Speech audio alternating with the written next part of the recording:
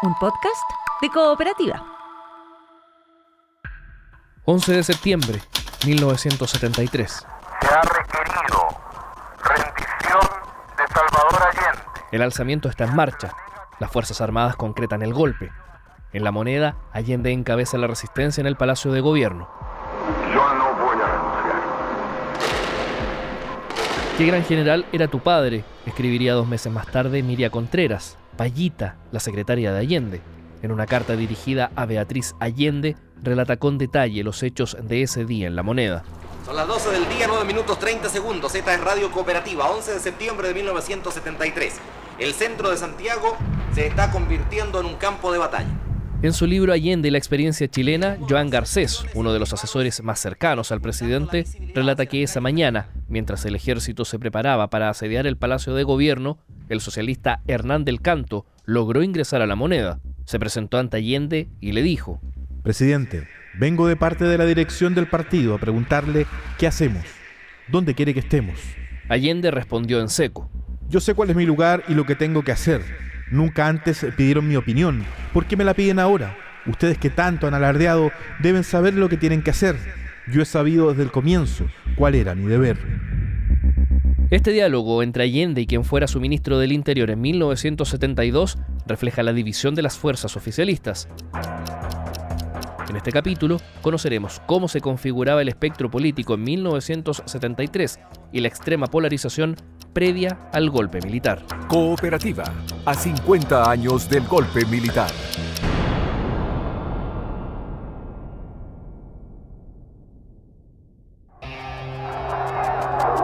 Los enfrentamientos sociales y políticos toman una forma cada vez más extensa y más aguda.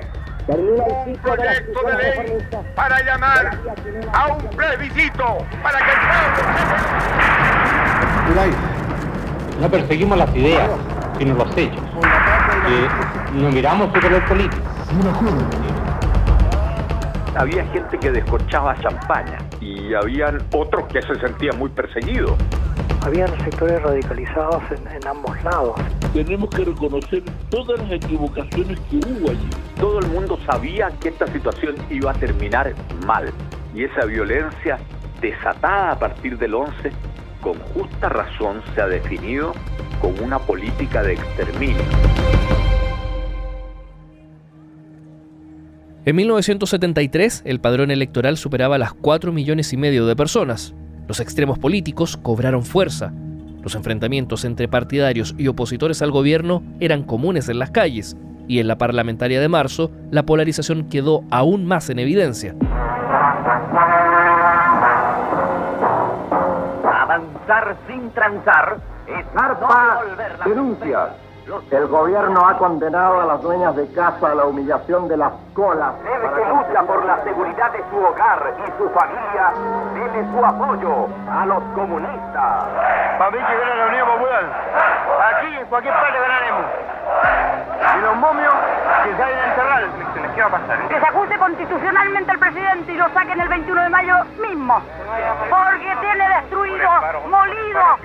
Y este es un gobierno corrompido y degenerado, señor. Degenerado y corrompido, inmundo. Bueno, no está claro de que hayan... Quien habla es Arturo Valenzuela, autor de El quiebre de la democracia en Chile y ex subsecretario de Estado para Asuntos de Occidente en Estados Unidos.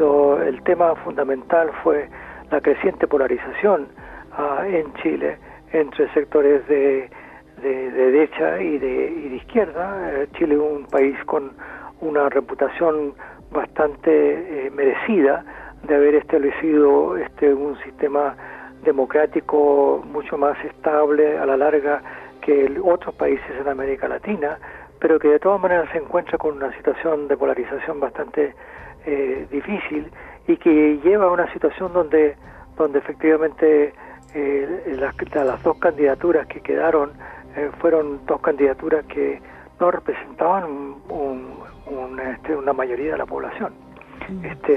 De hecho, Allende gana con un 36,3%, le sigue Alessandri con un 34,9%, Una diferencia solamente de 39.000 votos en todo el país. En las parlamentarias de marzo de 1973, las principales fuerzas en pugna eran la Confederación de la Democracia, la oposición a Allende, y la Unidad Popular, la coalición oficialista. La primera estaba conformada por el Partido Nacional, el Partido Democrático Nacional, Democracia Radical, el Partido de Izquierda Radical y la Democracia Cristiana, mientras que la UP llegaba con los partidos Socialista, Comunista, Radical, el MAPU, la Izquierda Cristiana y Acción Popular Independiente. Fuera de la UP corrió la Unión Socialista Popular. La coalición opositora obtuvo la mayoría de los votos en las elecciones de marzo del 73, con un 56%. Sin embargo, no le alcanzó para lograr su objetivo, obtener 2/3 del Congreso para destituir a Allende. La derecha se alineaba con la idea de un golpe militar, mientras la Unidad Popular mostraba dos almas. Por un lado, el polo revolucionario, por otro, el oficialista de carácter reformista encabezado por Allende. En el período, además, cobraron fuerza movimientos políticos ubicados a los extremos, como el Movimiento de Izquierda Revolucionaria, MIR, que postulaba avanzar a la lucha armada, y por otra parte el Frente Nacionalista Patria y Libertad se alzó como una organización paramilitar de extrema derecha que ejerció acciones de sabotaje y terrorismo en oposición al gobierno de Allende. Muchos de sus cuadros formaron parte de la represión de la dictadura. El Frente Nacionalista Patria y Libertad pasa a la clandestinidad. Primero, nuevamente el gobierno ha desatado una brutal represión. Los enfrentamientos sociales y políticos toman una forma cada vez más extensa y más aguda. Desata lo que define... El clima político era de una extrema polarización, pero era una polarización que tenía además una componente ideológica muy fuerte. A diferencia de lo que hoy día pasa, de que tenemos una gran polarización, pero ideologías prácticamente no existen. Genaro Arriagada fue ministro de la SECPRES durante el gobierno de Eduardo Frei Ruiz-Tagle. Es autor de una obra esencial para entender este periodo, de la vía chilena a la vía insurreccional. El presidente Allende se encontró en un cuadro en el cual no tenía margen de maniobra, en parte porque sus partidos no le permitían la maniobra y en parte también porque el proceso ya había tomado una velocidad muy grande.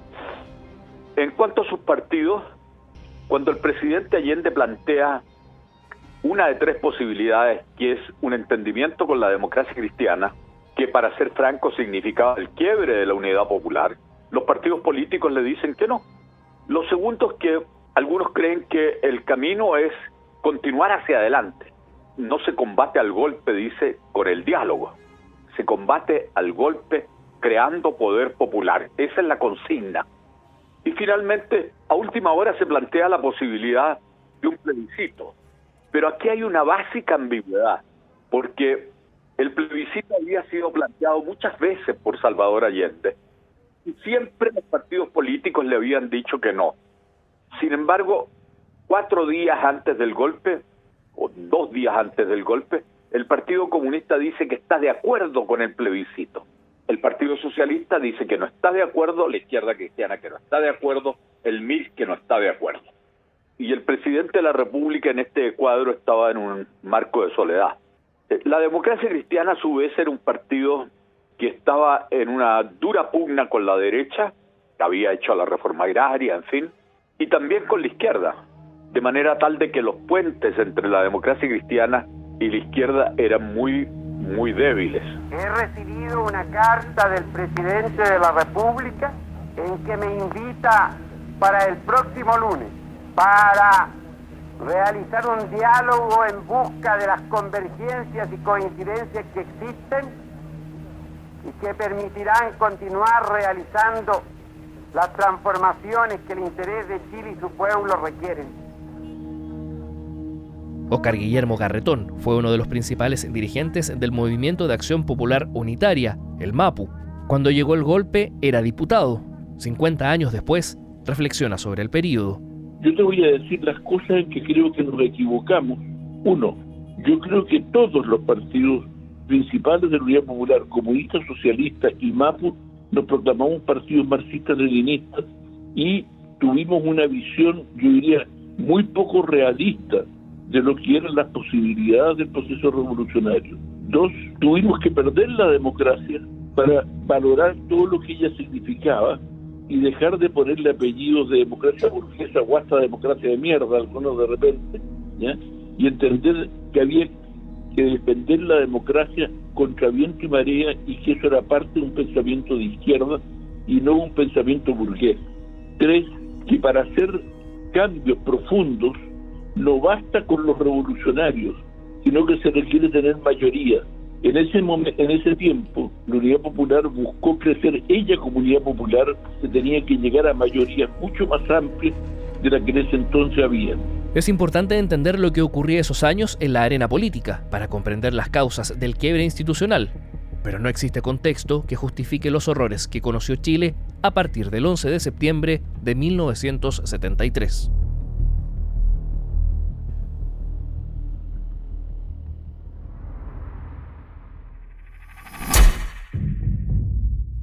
...8 de septiembre de 1973. Es sábado. Salvador Allende se reúne con el comandante en jefe de la FACH, Gustavo Lee. Le pide cesar los allanamientos en industrias sin autorización del gobierno. Ordena a la Policía de Investigaciones abrir una indagatoria por los hechos ocurridos el día anterior en la empresa textil Sumar. Con la fecha del golpe ya definida, en una reunión de coordinación se informa que la FACH se unirá al alzamiento. Se confirma que el general de Carabineros César Mendoza, entonces octava antigüedad de la institución, también formará parte. Ese día, el presidente de los Estados Unidos, Richard Nixon, es informado que se acerca un golpe de Estado en Chile.